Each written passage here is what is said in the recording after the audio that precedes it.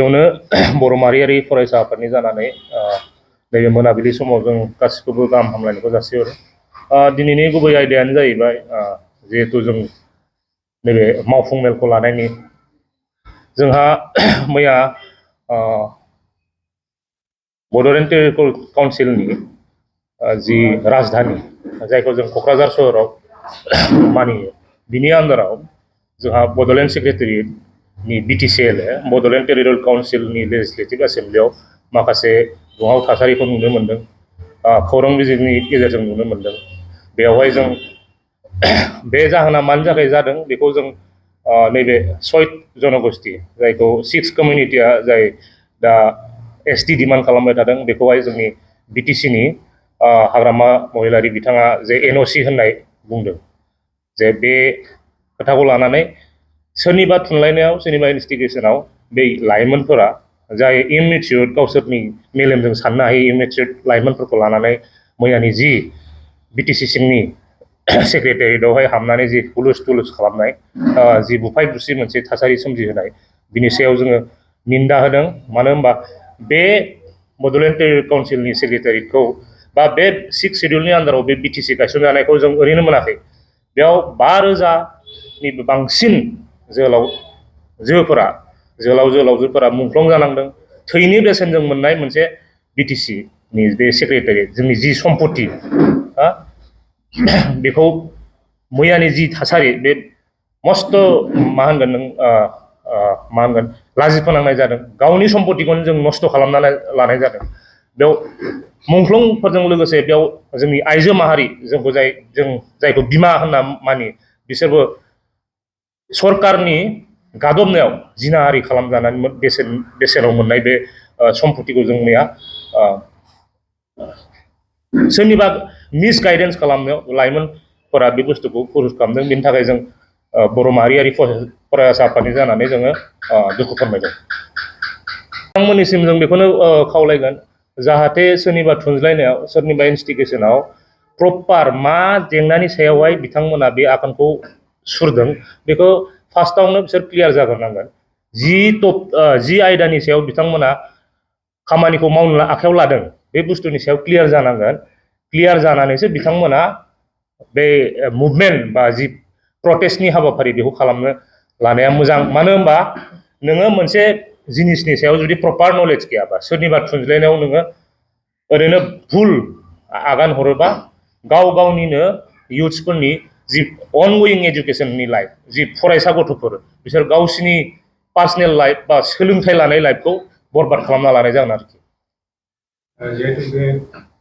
सोमावसारनाया ST मोनद' हारिनि हेंथायै जादों, दा बे बिथिङाव नोंथांमोननिफ्राय माबायदि स्टेन्ड? जोंनिफ्राय आगोलबो क्लियारखा। बर' माहारियारि फरायसाफोरा बुंबाय थाखादों जोंबो 6 जनगोष्ठीनि जायहा पपुलेसनानो 1.5 करोड़निफ्राय बांसिन, जोंहा दा एक्जिस्टिं 14टा ट्राइबेलजों जों गासै 45 लेक्सल'। दा बिसिनि सुबुं अनजिमाखौ जोंनि सायाव एक्जिस्टिं ट्राइबेल्सफोरनि सायाव जुदि जाबसिनना होयोबा मा परिबेस जागोन जों बेखौ बयबो मिथियो। जों साख्रि बाख्रिनि बेलायावबो नोंहा इडुकेसननि रिजार्भेसनावबो नोंहा MP MLA फोरनि नोंहा MCLA फोरनि रिप्रेजेन्टेसनाव मा खहा फैगोन बेखौ जों बर' सुबुं जानानै जों बेखौ बयबो मिथिखायो। ओंखायनो जों बुंदों आगोलबो बुंदों जुदि आसाम गभर्नमेन्टआ जोंनि सायाव एक्जिस्टिं ST खौ जाबसिनना होबावो नैबे 6 जनगोष्ठी जि स्टेटासखौ होयोबा जोंनो बिनि आगोल बड'लेण्डखौ होग्रोथों, बिनि उनाव बिसोर ST होयो ना मा होयो बिसोर बे गावसिनि खोथा, बेयाव जोंहा बुंनांगौ गैया। काउन्सिल हिसाबै हाग्रामा महिलारि NOC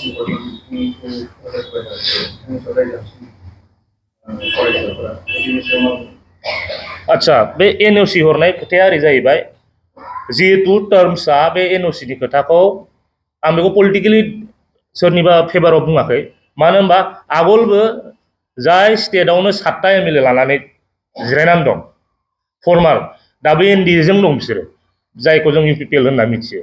बिसोरबो एसेम्ब्लियावनो दंफायो, लोगोसे रायजो सभा आरो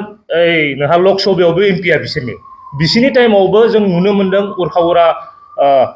नोंहा नैबे स्टेटनि केबिनेट मन्त्रि बिथाङाबो क्लियारलि मोनसे स्टेटमेन्ट होनाय दं जे जोंहा एक्जिस्टिं जि ट्राइबेल दं बेखौ खहा जायाबा जोंहा एनअसि होनायाव जेबो ओइ 6 जनगोष्ठीनो जोंहा एनअसि होनायाव जेबो मा होनो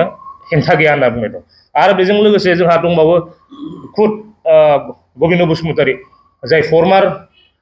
मा होनगोन नोंहा डिपुटि चिफ अफ बिटिसि आरो लोगोसे दा बे एक्जिस्टिं एमएलए यावबो दंबावो बिथाङाबो होनदों बिथाङाथ' होनबावदोंसो लेटसो जादों होनबावदोंसो एसटि होनाया जेनेबा 6 जनगोष्ठीनो 6 कमिउनिटिनो एसटि स्टेटास होनाया लेटसो जाबावदोंनो बिनि मथे माने थाबसो होबावनांगौ दा बेफोरबादिखौ नायोबा बे मोनसे पलिटिकेल गावसिनि मोनसे मा होनगोन बेखौ कनस्पिरेसिफोर जागोन गावसोरजों दाय जाबसिनलायनाय मोननै पलिटिकेल पार्टिजों दाय जाबसिनलायनाय बेयाव जोंहा जेबो बुंनांगौ गैया खिन्थु जों बर' माहारियारि फरायसा आफाद जानानै बर'नि मोनसे माहारियारि आफाद जानानै जों बेखौनो बुंगोन जे बिदि जुदि एसटि होमारोबा जों दहाय बुंनाय बादि बड'लेण्डखौ जोंनो होग्रोनांगौ सन्देह होनोथ' खोथा गैला जोंथ' माबा मोनसे एजेन्ट नङा जेरै जों सिबिआइबो नङा जों सिआइडिबो नङा जों खिन्थु बर' माहारियारि फरायसा आफाद जानानै बर'नि मोनसे मा होनगोन इयुथनि